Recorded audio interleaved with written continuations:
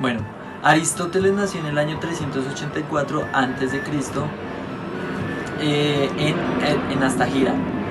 Posterior a la muerte de su padre, él y su familia se trasladan a Atenas, que durante un periodo de 20 años eh, recibe formación académica superior, la cual le ayuda y define su corte crítico, empatizando con las ideas de Platón, que posteriormente utilizaría esta retórica para impartir esta educación como profesor.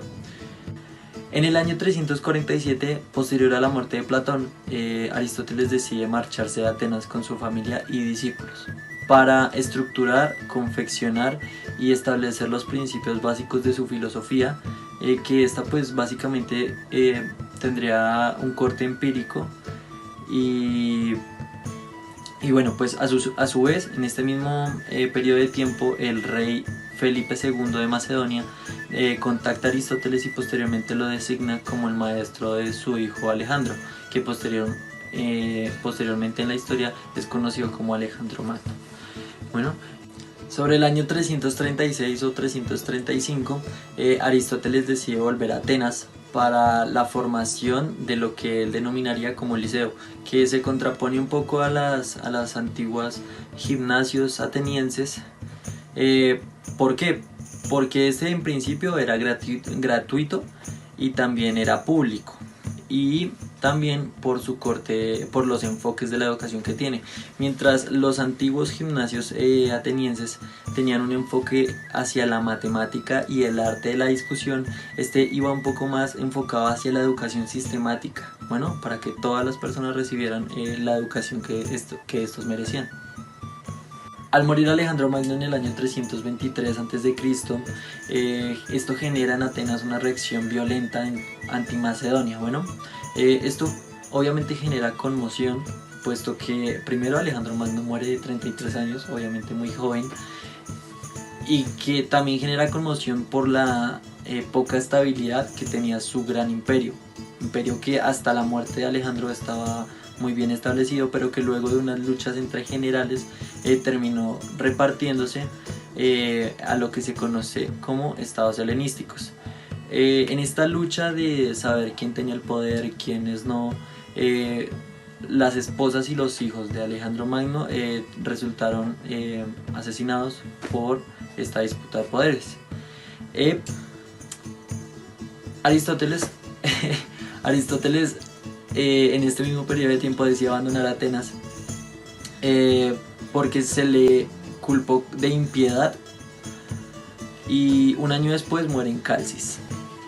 Finalmente vamos a hablar sobre las obras aristotélicas. Estas están divididas en exotéricas y esotéricas. Estas primeras, las exotéricas, están, por así decirlo, fragmentadas y fueron utilizadas para su publicación fuera del liceo y no tenían ningún fin dentro de este mismo.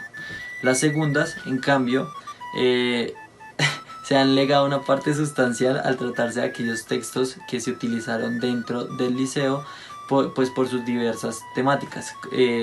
Algunas de esas áreas en las que se utilizaron estos textos fueron la lógica, la metafísica, la física y la retórica.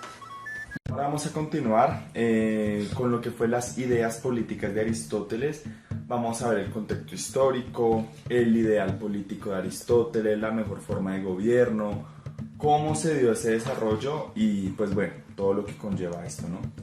Entonces bien, debemos por comenzar por decir que Aristóteles llama ciencias políticas a la ética y a la política, pues ya que su propósito es buscar la virtud y el perfeccionamiento de la moral. Si bien el estudio de la ética se propone descubrir cuál es la finalidad del hombre como individuo, el estudio de la política se propone descubrir cuál es la finalidad del hombre como parte de la sociedad.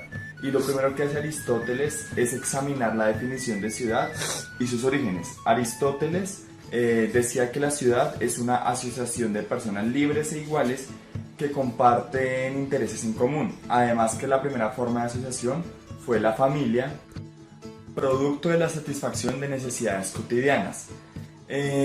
Como un ejemplo, como la alimentación y la vivienda fue el resultado de varias familias en donde surge lo que se conoce como aldea. pues ya que, bueno, al reunir varias familias, como acaba de decir, se conformaba la aldea y se satisfacían ciertas necesidades, pues que necesitaban para conformar una comunidad, ¿no? Entonces, bien, por último, para explicar bien, la ciudad es la asociación que surge de la unión de varias aldeas, como acabo de decir, y la primera que logra la autosuficiencia. Es decir, que las ciudades tienen una primera forma de asociación que se basta a sí misma a nivel productivo y social. Por eso se llaman autosuficientes. Aunque el impulso que hace surgir la ciudad, a la ciudad como tal, pareciera no ser distinto al que produce la formación de la familia y de la aldea, ya que la ciudad demuestra que es diferente a esta y otras situaciones que van más allá del deseo de subsistir. Es decir, la ciudad busca que el hombre viva y se desarrolle plenamente, pues con esta. Es entonces cuando Aristóteles llega a la conclusión de que, ¿cómo explicarlo? De que al andar de forma natural, las primeras asociaciones de hombres y la formación de la ciudad también se dio de forma natural. Por ello, al tener una tendencia natural, se asocia y Aristóteles dice que el hombre es un animal político. Esto lo debemos tener muy claro, el concepto de animal político, ya que es una definición que se puede malinterpretar.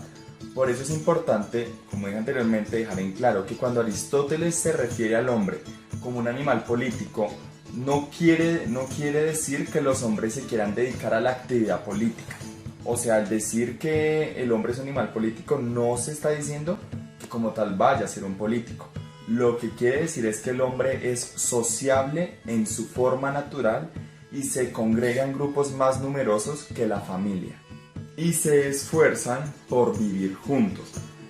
Pero bien, ustedes dirán que hay animales que también se congregan en grupos y entonces pues ¿cuál vendría siendo la diferencia? Bueno, como tal, la diferencia es que el hombre tiene la capacidad de razonamiento. Recordemos que el ser humano es un ser razonable. Y esa razón, a diferencia de los animales, le permite al hombre conformar ciudades. Entonces, bien, en ese sentido es un error suponer que la ciudad sirve nada más para la distribución de bienes y servicios o de productos entre sus miembros, ¿no?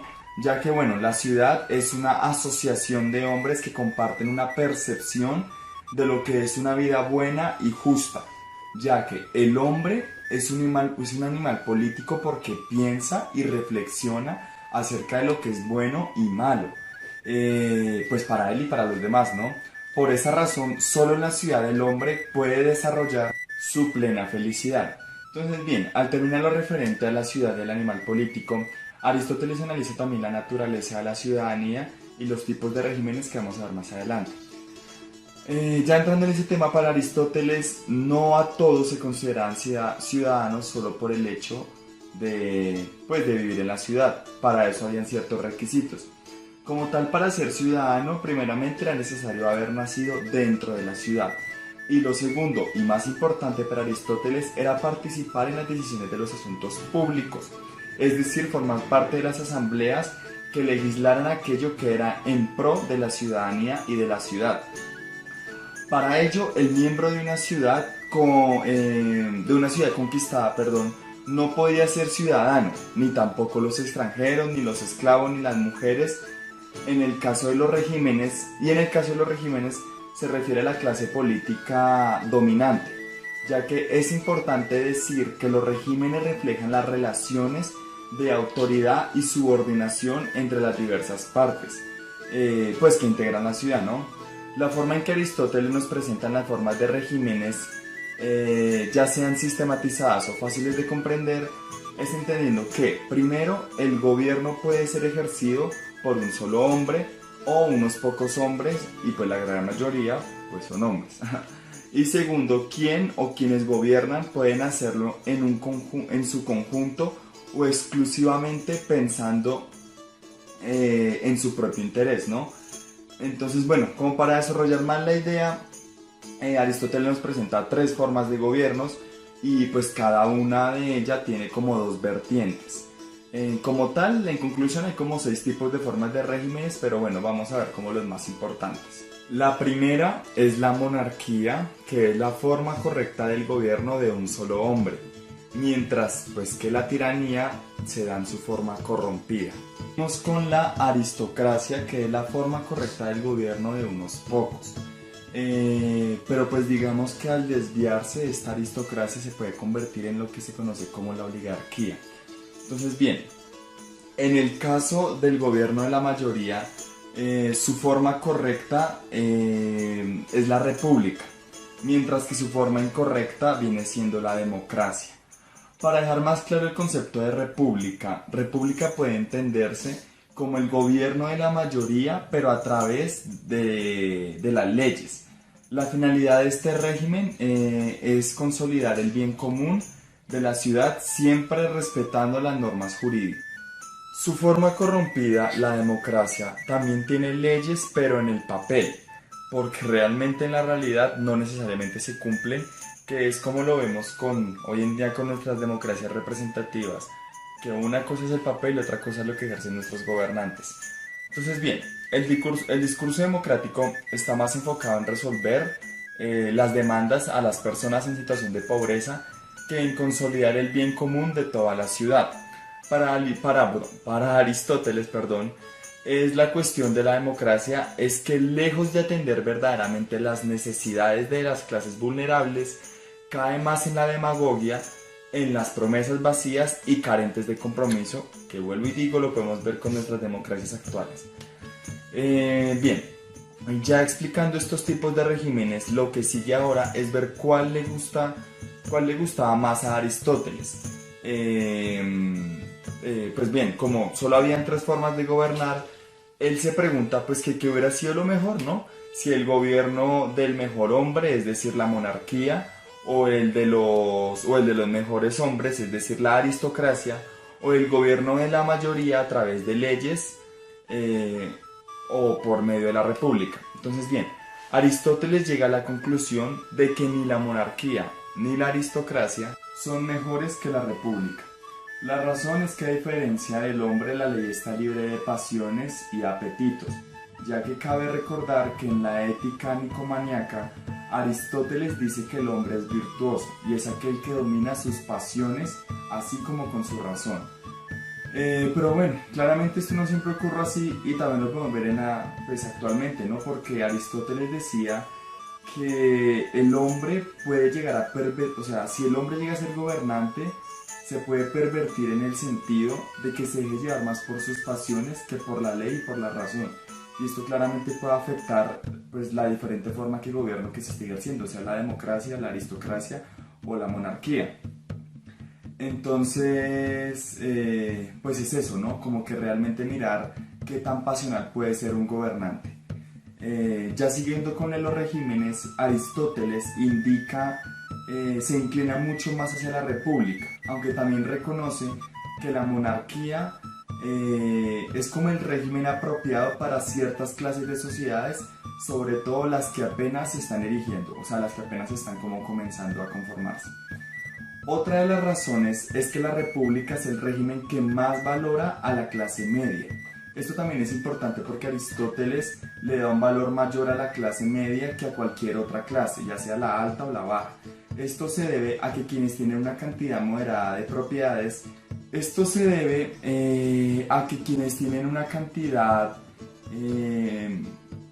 como una cantidad mayoritaria de propiedades, se inclinan más a comportarse de manera razonable que los que extremadamente son ricos, pues ya que la riqueza también puede corromper la mente humana. Y los extremadamente pobres pues también tienen ya como una ideología muy de que como soy pobre no puedo progresar, entonces por eso Aristóteles valora mucho la clase media, ¿no? Bueno, dicho esto, pasamos como al estado ideal de Aristóteles, a la forma de gobierno que Aristóteles defendía. Y él señala que así como la finalidad del hombre es ser virtuoso y por tanto feliz, la finalidad del Estado también lo es, ya que se puede ser feliz y eficiente al mismo tiempo, así como el hombre lo es, el Estado también lo puede ser, ya que es imposible que se logre la felicidad si no se realizan buenas acciones y nadie... En Aristóteles también vemos esta semejanza entre Estado y hombre, ya que la moral del hombre tiene la misma esencia que la forma moral del Estado. Demos un ejemplo sencillo. Un hombre que no despilfarra su dinero es un hombre moral. Por lo tanto, un Estado que no despilfarra su dinero es un Estado moral. Y pues ya para finalizar como este tema, dado que la felicidad del Estado depende de la felicidad de cada uno de sus ciudadanos, Aristóteles nos dice que será preciso transformar mediante la educación adecuada a cada ciudadano en la forma más virtuosa posible, ya que el ideal supremo que se debe proponer el Estado consiste en vivir en paz y hacer las cosas bien, ya que si un Estado consigue que sus ciudadanos sean felices, tengan un estado de bienestar pleno, la sociedad claramente crecerá de manera eficiente. Y bien, en conclusión de lo que vimos de las ideas políticas de Aristóteles, es que él nos presentó los diferentes tipos de formas de gobierno, que fue la república o la democracia, la aristocracia, la monarquía, sus pros, sus contras, pero claramente, y Aristóteles también lo decía, jamás se va a llegar como a ese idealismo de perfección porque todos los estados son imperfectos. Y lo podemos ver actualmente, ningún estado es perfecto. Todos tenemos democracias distintas, dictaduras distintas, ideologías de izquierda, de derecha, marxistas, leninistas, bueno, etcétera, lo que haya. Pero realmente nunca se va a poder encontrar la perfección porque para llegar a un punto de felicidad es una utopía que el ser humano jamás va a poder completar. Y bien, ya para finalizar el tema, vamos a dar como un pequeño resumen de lo que fue la evolución de las ideas políticas de Aristóteles a lo largo pues, de nuestros días hasta la actualidad. En la actualidad es difícil entender pues, los sistemas democráticos que tenemos, ¿no? Ya que obviamente estos sistemas no se desarrollaron como estaban en la Grecia antigua, y más lo que es entender el concepto de igualdad, ¿no? Y libertad dentro de lo que es una democracia. Porque claramente hoy en día ningún país del mundo se podría decir tiene la democracia positivista que proponía Aristóteles, ¿no? Recordemos esa democracia en la cual la polis funcionaba, había una justicia social, había igualdad, el pueblo se reunía a tomar las decisiones, a que los cargos públicos no fueran a dedo, sino que fueran realmente porque alguien se los merecía y pues porque también se daba como un sorteo en donde el fraude era muy difícil de concretar, ¿no? Entonces bien, ya si nos despojamos de nuestros conceptos modernos y de la democracia que vivimos hoy en día, que no es una democracia positivista, sino que es una democracia representativa, en donde tenemos pues las tres ramas del poder, sea ejecutivo, judicial, legislativo, el Congreso, el Senado, etcétera. Son personas que a pesar de que ejercen un voto democrático, fueron escogidas por nosotros, pero que claramente no representan el ideal del pueblo, porque al llegar al poder pasa lo que temía Aristóteles, y es que la democracia se convierte en esas élites oligarcas que se intentan establecer en el poder como si fuera un autoritarismo en cuestión de la democracia, pero legislan es para el beneficio propio. Entonces ahí es cuando se pierde, y como hemos visto a lo largo de los años, y actualmente por ejemplo la crisis que viven la gran mayoría de países de Latinoamérica, y es que las democracias se están agonizando, porque cada vez más gobernantes que a pesar de que fueron escogidos por nosotros de manera democrática, se están yendo hacia el modo del autoritarismo, hacia legislar en beneficio de sus intereses políticos, empresariales. Entonces, en conclusión y para finalizar, de lo que Aristóteles propuso en la Grecia, en la antigua Grecia, hasta lo que se ha dado el día de hoy, se ve como una degradación de ese modelo de democracia positiva que en algún momento sí sirvió cuando claramente las poblaciones eran más pequeñas, pero que hoy en día no se ve representado ni ejercido en ninguna parte del mundo. Muchas gracias. Ahora vamos a hablar del aristotelismo en la actualidad. Como primer punto me gustaría mencionar la felicidad. Para Aristóteles la felicidad era una meta que todo hombre deseaba alcanzar. Actualmente vemos que eso se sigue reflejando en la vida de la mayor parte de los seres humanos.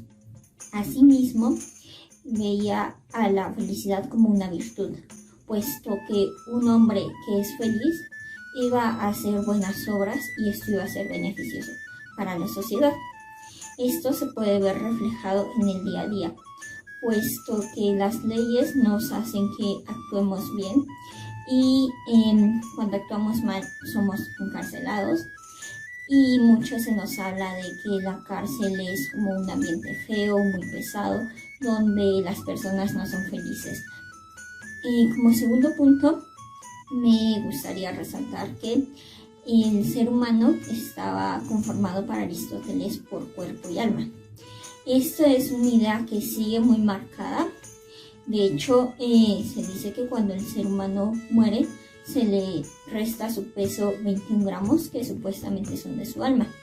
Entonces, esta idea no es meramente religiosa, sino que es también creencia de personas que no son religiosos, pueden hasta llegar a ser ateos. Y por este mismo lado tenemos a Dios, el cual en países como Colombia es un elemento importante en la religión, puesto que la mayor parte de su gente es de religión católica. Y para Aristóteles, Dios sería una fuerza inmaterial inalterable. En otro punto tenemos a la política. En cuestiones de la política, para empezar, Aristóteles nos señala que somos seres políticos. Esto nos orilla a ser seres sociales. Y así es como logramos ahorita, en la actualidad, relacionarnos. Rara es la persona que está completamente apartada del mundo. Y para esto, desde pequeños nacemos en una familia que es como el núcleo social de los seres humanos. De igual manera, Aristóteles marcaba la existencia de un gobierno bueno y un gobierno malo. En el gobierno bueno existe un gobierno que vela por el bienestar común. En este gobierno no es solo uno el que gobierna, sino que son varios los que gobiernan. En el gobierno malo es solamente uno el que gobierna y busca su propio bienestar. Dentro del gobierno bueno podemos encontrar la democracia, que es el prospecto de gobierno en el que vivimos, y también podemos encontrar a la aristocracia. En la aristocracia los que gobiernan son los sabios, y se supone que esto debería de ser en la actualidad. Los que nos gobiernen deben de ser personas con cierto grado de capacidad educativa que puedan gobernar de manera correcta el país. Como punto último, me gustaría mencionar que Aristóteles planteó que la Tierra era redonda, la cual es una idea que hasta nuestros días seguimos creyendo.